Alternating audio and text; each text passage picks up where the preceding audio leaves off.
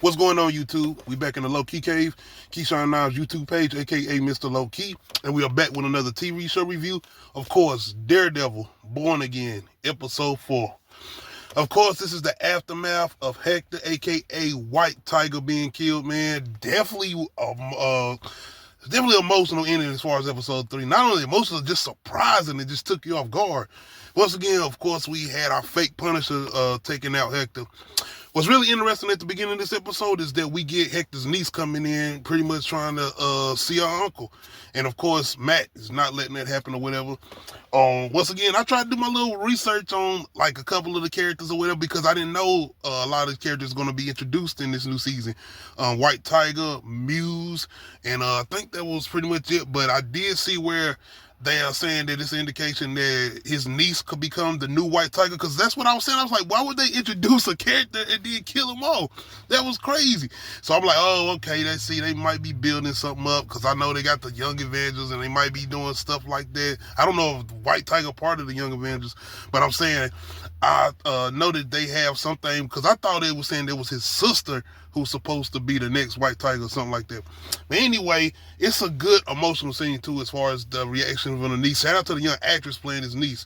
And just Matt having to tell her or try to just let her know that, hey, everything's going to be okay. Let the system work. I love the way they keep trying to push that, because it's just more indication that, no, nigga, we need Daredevil. Daredevil got to come back. And I ain't gonna front to y'all, man. I'm good. I'm liking the way y'all building up on our character. And I'm liking the way y'all letting us get a more thorough look at Matt Murdock as far as where he's come from after all the events, as far as Foggy and coming off of the Netflix show, I guess contrary to say. But anyway, cool. I'm getting it, man. We getting this character development. We getting this build up. We getting this story. That's cool. 4 episodes in, all right. I'm ready to see some Daredevil. I'm ready to see some fight. I'm ready to see some I need to see some shit now. Now, I gave them credit. I like the little court drama and all that, giving us even more character development as far as with White Tiger, even though killing him off or whatever. But even with everything we get with Matt, and as far as what he's going through to get to that moment of saying, nah, I got to put this costume back on. And we do get that going to the end of the episode. But still, I'm ready. And I think episode 5, we're going to get there. But even outside of that, we getting more somewhat, not necessarily courtroom drama, but kind of just Matt in his lawyer form, because that's kind of what we've been getting majority of these episodes outside of the first episode. But we get a real,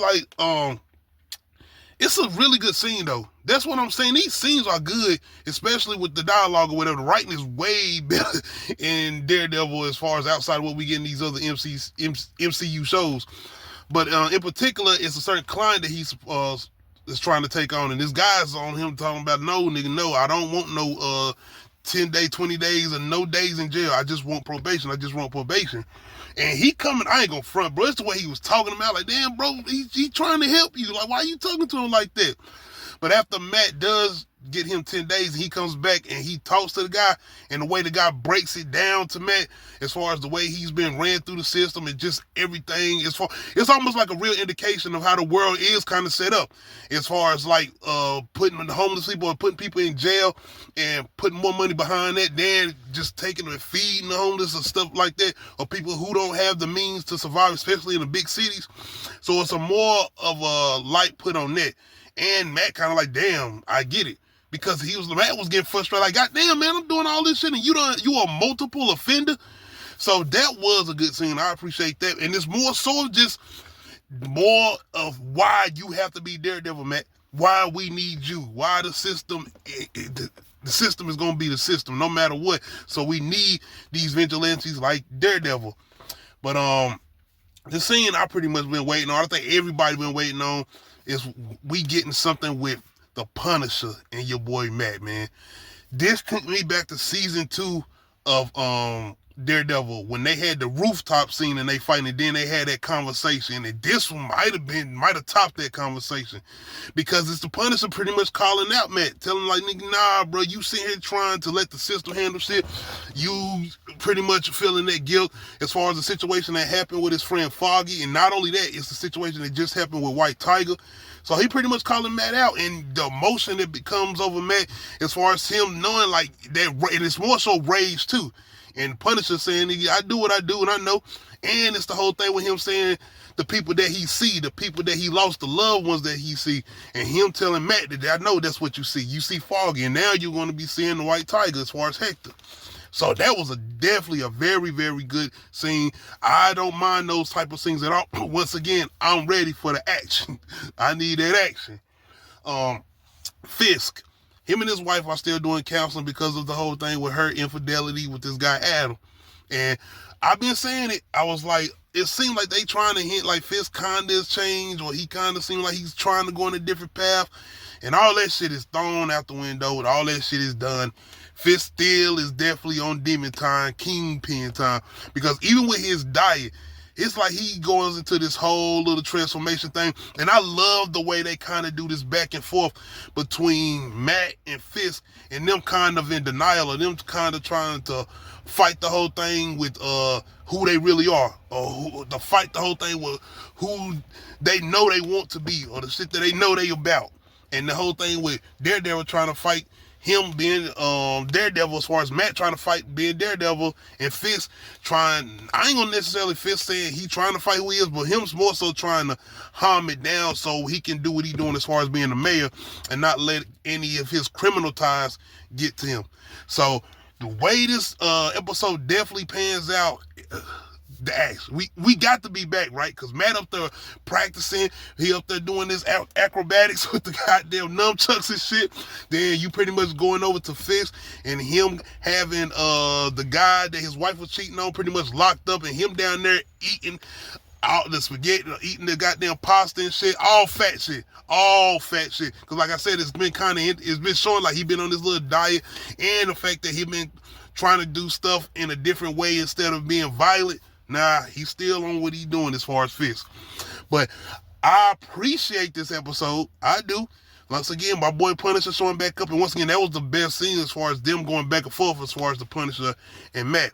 Definitely appreciated that. And even like the little scene as far as Matt being the lawyer and talking to the guy he was supposed to be representing. But yes, all of this being put together, I'm hoping now we are back to the action. We have to have our action back in this next episode as far as episode 5, man. It's been 4 episodes. We done got all the character development we can get, all the story build up. But outside of that, we do get introduced to a new guy that I've very much been interested in. And when I seen the trailers or whatever, the guy with the blood on his eyes, and if I'm not mistaken, his name is Muse. Yes, once again, I did my research on some of these characters, and he sounds like a very interesting character.